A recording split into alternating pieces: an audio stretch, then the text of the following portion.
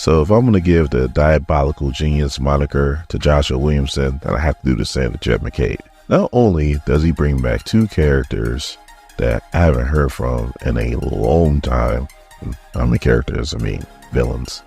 But also, too, it was an X character. As I was reading this, I was like, wonder what's his name's at. And sure enough, like he was reading my mind, they show up at the end. My name is Dorian. This is SCM Comics. We're continuing our coverage of X-Men with number 4.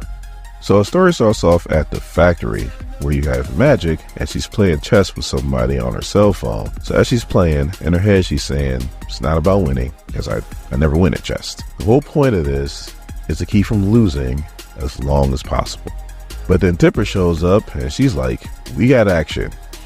And it's the upstarts. And you old school fans are like, the upstarts? Yes, the upstarts. And you know who their leader is.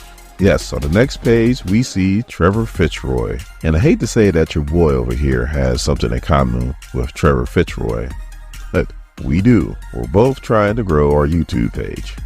This dude is chasing down subscribers, views, and likes. Now, the way he's doing it will probably violate YouTube's terms of service, but that's another story for another day. So I guess they've been trying to, or maybe even succeed in killing people on live. But not just any people, these new mutants that are now popping up everywhere. So Cyclops was looking at the live feed and he was able to nail down some landmarks so they know that they're in Detroit. Now if that was on Instagram, TikTok, they just click the location button. Click-clock, not TikTok. In this universe, it's click-clock. Cyclops is like, unfortunately right now we are very short-handed. Quentin and Psylocke are in the middle of some kind of psychic rescue, whatever that is. Guess we'll find out in the next issue. So that means it's going to be Magic as team leader with Temper and Juggernaut.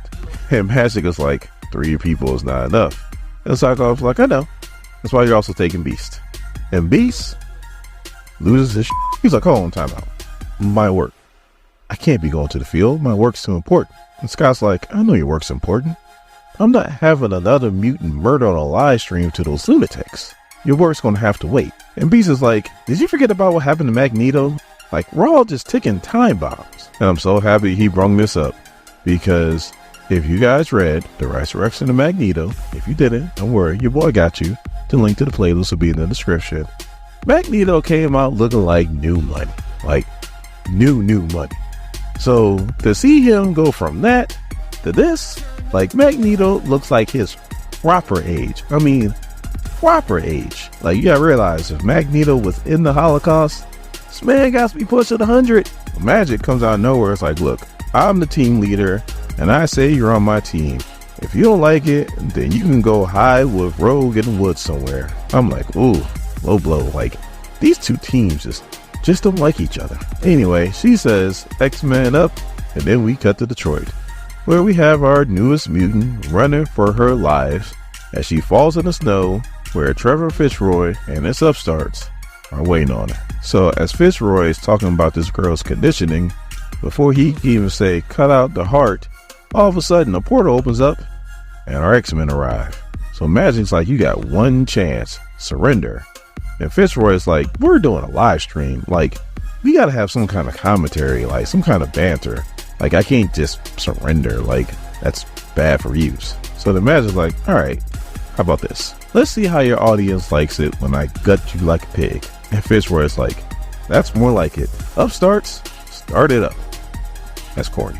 So, like, Trevor Fitzroy is also a teleporter. But not only can he teleport from one place to another, but he can also teleport from, like, different time periods. He brings lava from an eruption from Mount Etna from 2013, which Magic blocks with a sword, but no way she blocks all that lava. Like, she should be like a crispy critter, but I keep having to tell myself, it's comic books.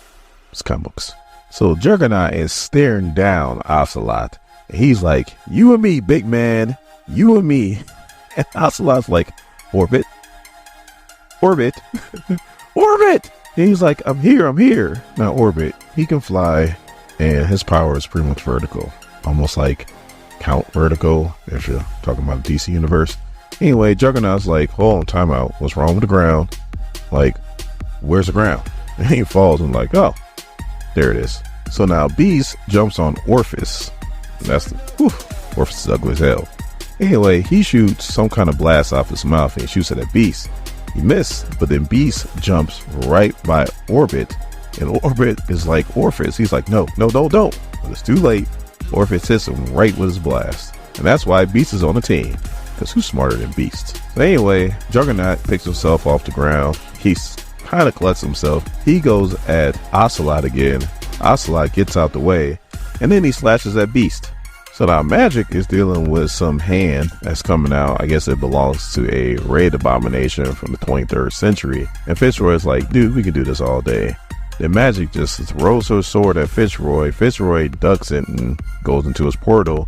And Magic's like, but I'm winning because you took your eyes off the prize. Because we see Temper, she has a new mutant, and they are as far away as possible. So Orphis is trying to hit the Juggernaut with his blast powers, and unfortunately, he's learning a lesson that many people have learned over the years, that nothing can stop the Juggernaut, especially once he's moving forward.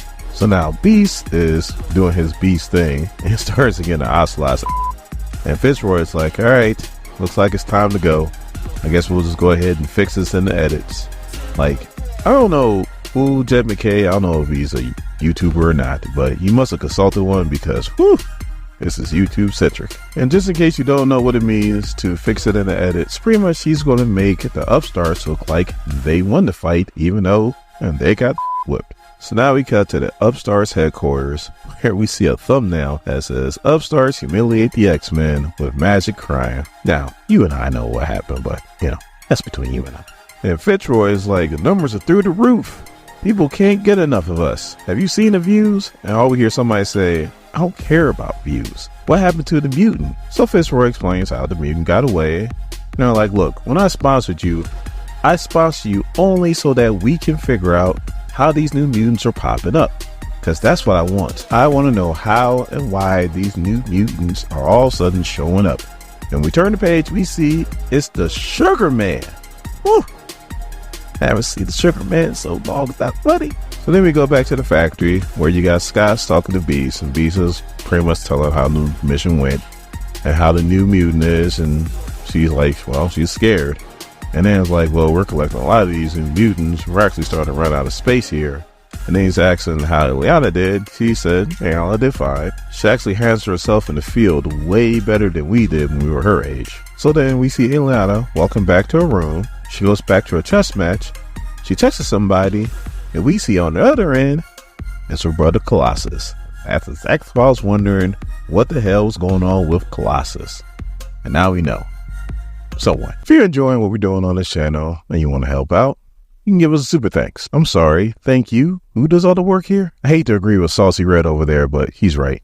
We do all the work. Thanking the channel is also thanking you too, because you're a part of the channel. This channel started videos are on this channel. Like, I built this as you guys bring back DC Rover 1000 is a channel that I'm better than that punk. I am better than that punk over there. If anybody should be getting over there, but your boy, I should be getting the super thanks, not him.